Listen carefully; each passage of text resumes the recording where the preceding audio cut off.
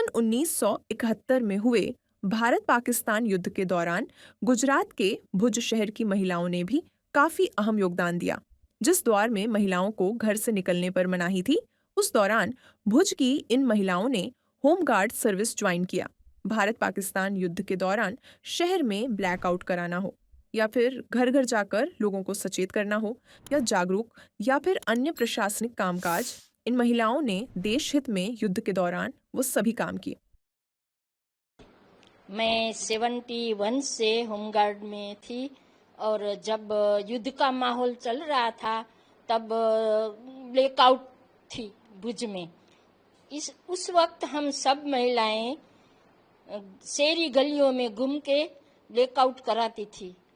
घर वाली स्त्रियां बहुत घबराई हुई थी, फिर भी हम उन्हें हिम्मत देती थी, घबराओ नहीं। और पाकिस्तान वालों ने ये बमबार्ड किया भुज पर। एक दिन में 17 बम फेंके थे और उस माहौल का जनता का क्या हाल था वो हम सोच के भी हमें घबरा जाते हैं। मैं हॉस्पिटल में नर्सिंग की नौकरी कर रही थी, वैसे भी सेवा तो करनी ही थी।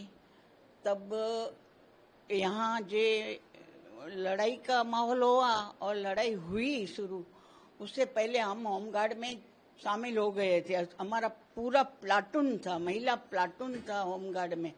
तो हम लोग सब ड्यूटी करते, हमको पूरी ट्रेनिंग मिली है, फायरिंग, परेड, कैसे दौड़ना, कैसे चढ़ना, कैसे किसी को बचाना, ये सब हमको पहले से ट्रेनिंग मिली हुई थी। जब लड़ाई हुई उससे पहले हम ज्वाइन किया था तो हमको ये ट्रेनिंग हमको बहुत काम आई। घर घर में जाके महिलाओं को बाहर निकलना तब टाइम बहुत कठिन था। उसमें भी जब होमगार्ड का यूनिफॉर्म पहन के निकलना, वो तो बहुत मुश्किल की बात थी। फिर भी हम सब फुल यूनिफॉर्म में आते थे और हमको प्राउड भी होता था कि कम से कम हम देश की सेवा के लिए तो काम कर रहे हैं। मैं जब ये 71 का वो चल रहा था तब पढ़ती थी, तो हमारे स्कूल में पता चला कि होमगार्ड में भर्ती हो रही है। तो उम्र चाहिए, मेरी तो इतनी उम्र थी नहीं। फिर बोला, फिर वो सबको फ्रेंड के साथ कि कैसे जाए। ऑफिस में गए, पूछा कि कितनी साल चाहिए। तो आपका तो इतना टाइम छोटे है। तो मैंने क्या कहा, उम्र बढ़ा के मैंने किया। मैं इतनी साल की हूँ, 18 साल की थी तब। उन्होंने ले लिया। फिर युद्ध आ गया तो हमको कामगिरी में लगा दिया कि बाहर से फोन आते थे, वॉकी टॉकी पर बैठते थे और युद्ध का माहौल इतना भयंकर था। जब हमको तब फोन की भी सगवड़ नहीं थी हमारे पास। तब हमारे जो ऑफिस के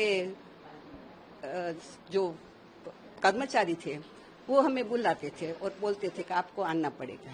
तो हम 2 किलोमीटर हमारा घर दूर था, पैदल जाते थे ऑफिस में। और जब हमको बुलाते हैं तब जाते पैदल जाते, सुबह जाते हैं और खाना तो कुछ हम लेकर खा लेते थे। तब ऐसा माहौल भी नहीं था कि हमको वहाँ खाना मिल जाए ऑफिस में।